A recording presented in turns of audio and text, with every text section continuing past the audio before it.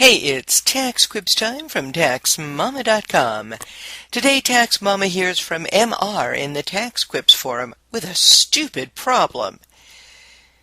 In the case of a personal audit, IRS made a routine request for an employer letter to verify that his education is not a minimum requirement of the job. MR's boss at TSA is afraid to write the letter and is willing to let his employees suffer an $8,000 tax assessment and potential additional year's audits as a result of the assessment. What can MR do to give IRS a letter? Well, MR, this is really ridiculous. It's a silly tempest in a teapot. It's such a routine matter and shouldn't require an act of Congress. Perhaps one of your problems may be because you asked your boss. He or she clearly has some cause for personal fears.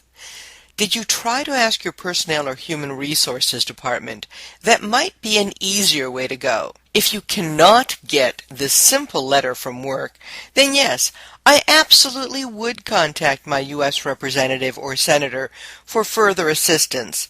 Since TSA is federally funded, you are working for the U.S. government. Who knows, perhaps a letter from your senator or representative would qualify as an employer letter? That may be stretching it a little bit, but it may work. Incidentally, is there anything in the employee manual about education, minimum requirements, and continuing education? Perhaps you can make copies of the relevant pages in the manual and write a cover letter to prove you already met the minimum standards and that you're simply learning more to improve your knowledge and skills and your value to TSA. For $8,000, I certainly would pursue this too.